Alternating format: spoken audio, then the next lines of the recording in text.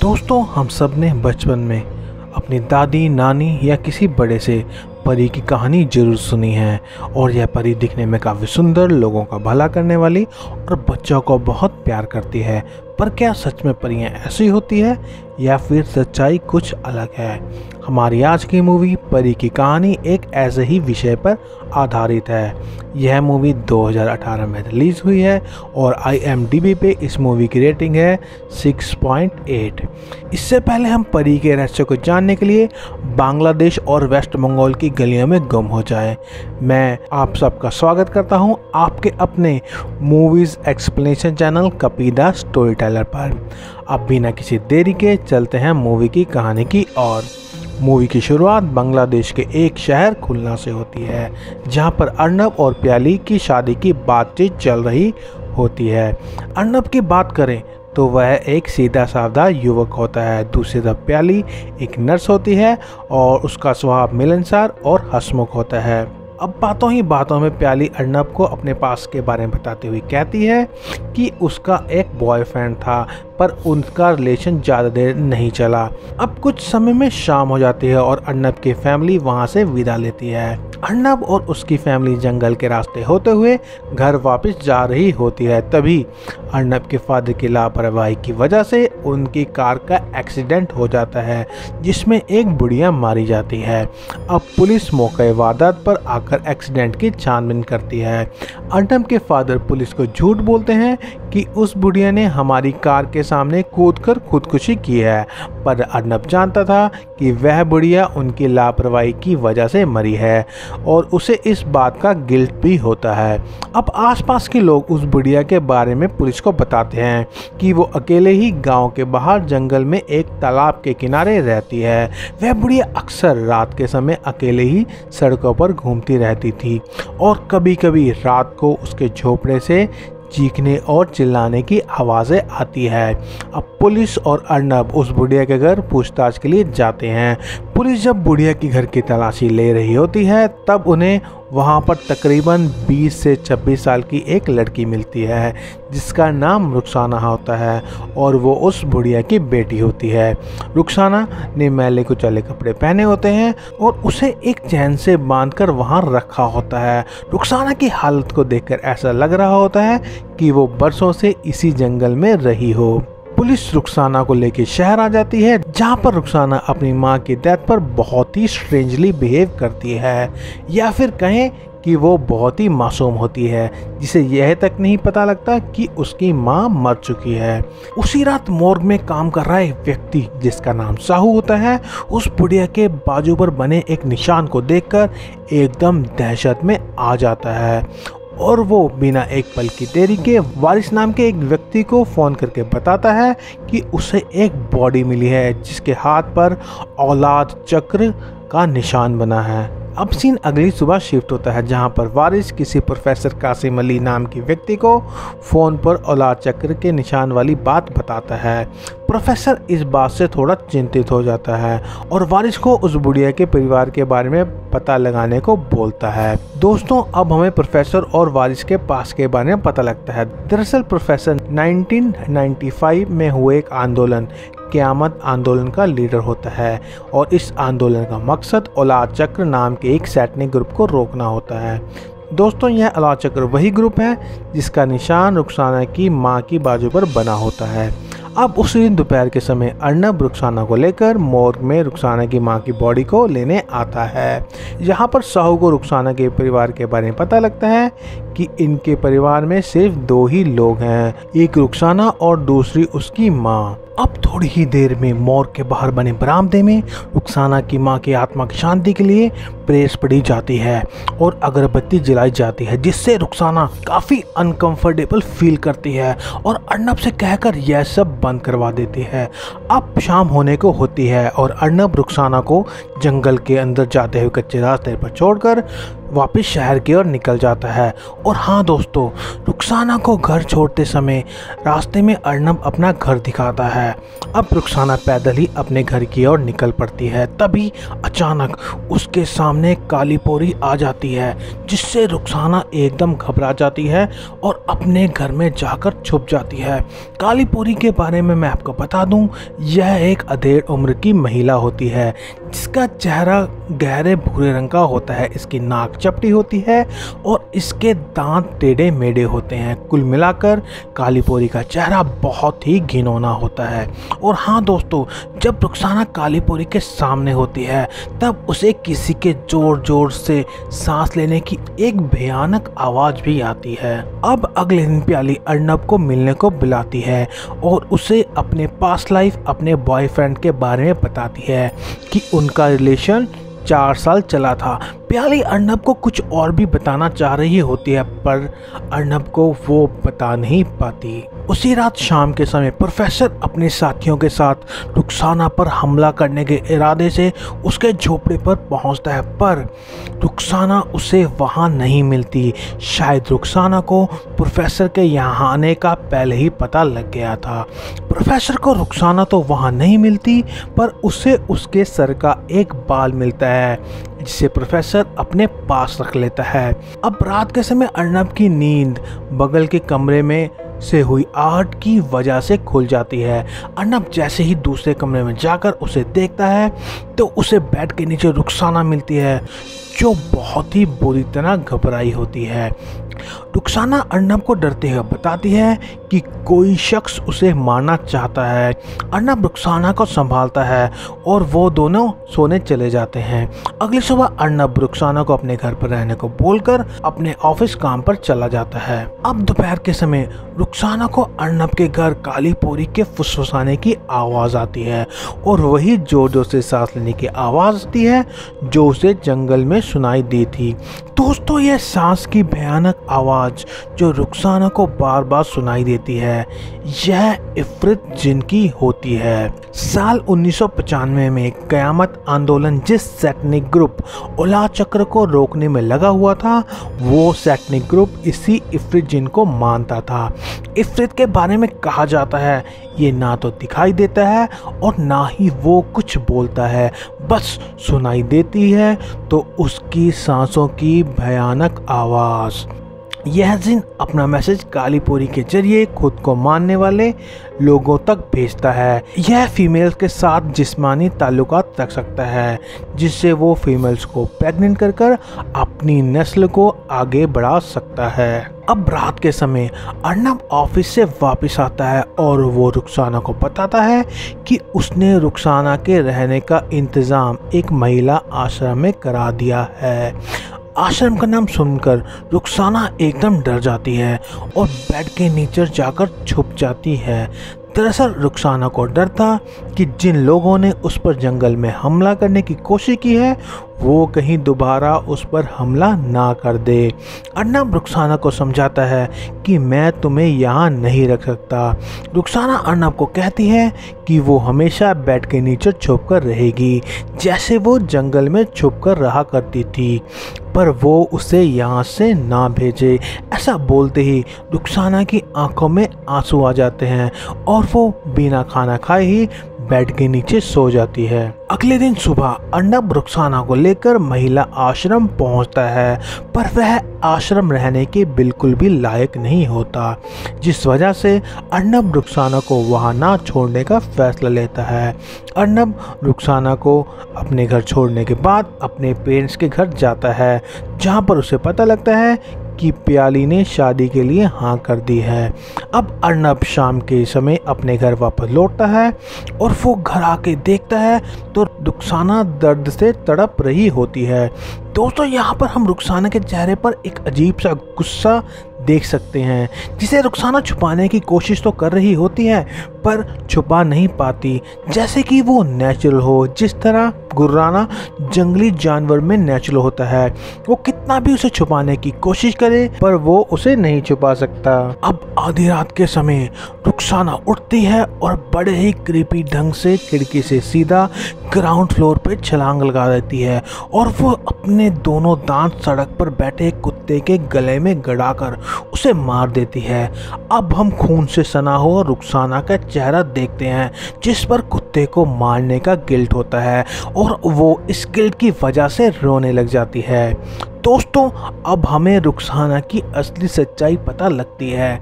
दरअसल जब साल 1995 में सतखेड़ा बांग्लादेश में प्रोफेसर और वारिस औलाद चक्र के खिलाफ काम कर रहे होते हैं तो उन्हें इफ्रित जिन से प्रेग्नेंट हुई कुछ महिलाएं मिलती है।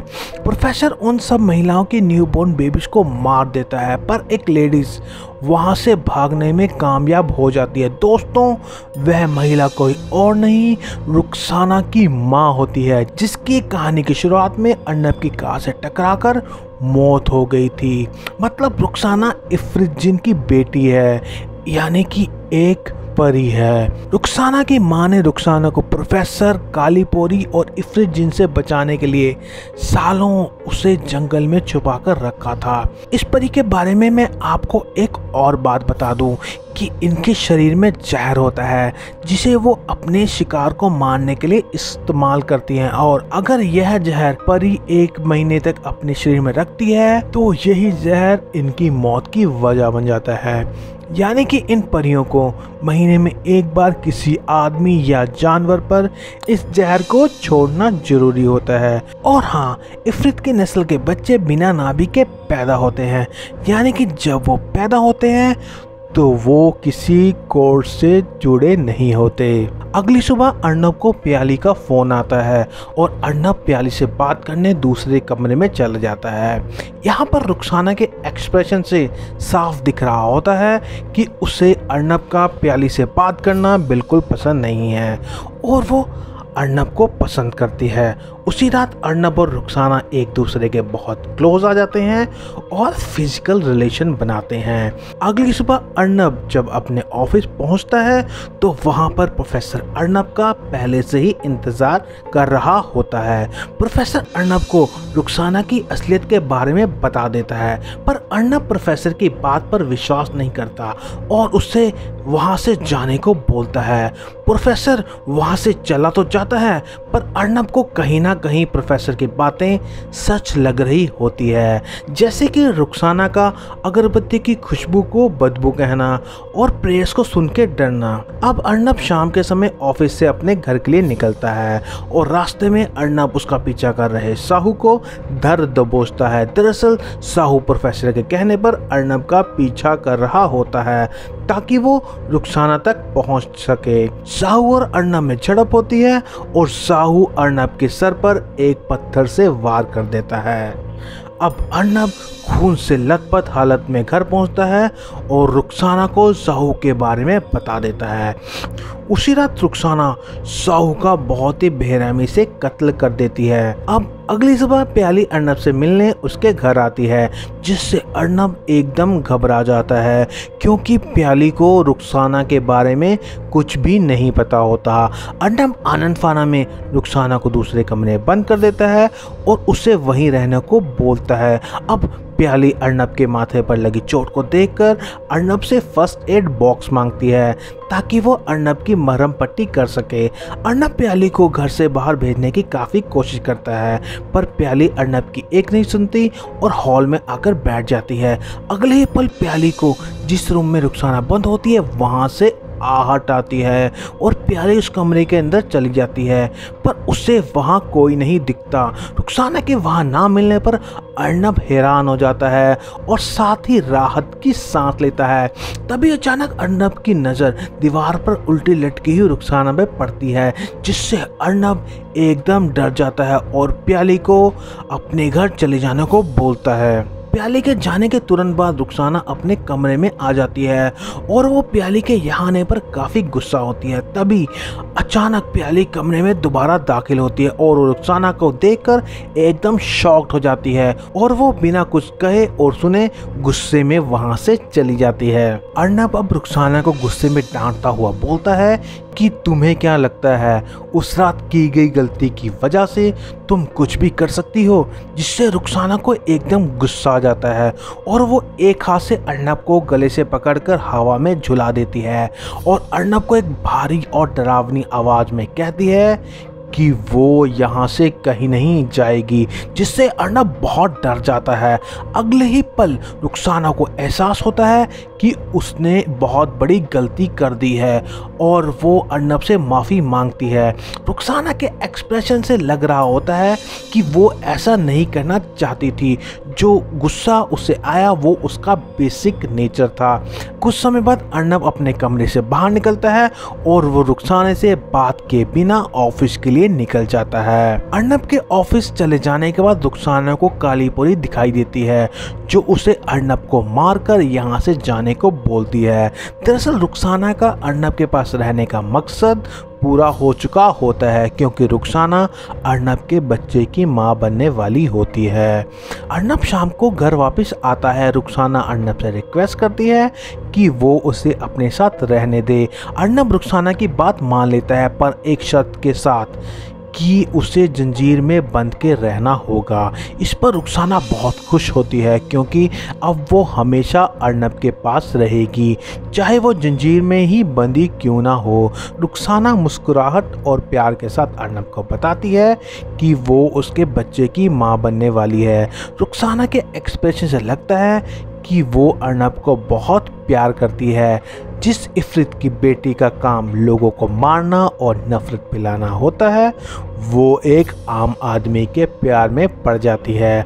अब अगले ही पल प्रोफेसर अपने साथियों के साथ अर्नब के घर पर पहुंच जाता है। दरअसल अर्नब ने घर आने से पहले प्रोफेसर को रुखसाना के बारे में सब बता दिया था और रुखसाना को जंजीर में बांधने के लिए प्रोफेसर ने ही अर्नब को कहा होता है। प्रोफेसर अर्नब को बताता है कि हमें रुखसाना को मारने में थोड़ा वक्त लगेगा, क्योंकि अब यह बड़ी हो चुकी है। अब अर्नब रुखसाना को वहां अकेला छोड़कर अपने पेरेंट्स के घर आ जाता है।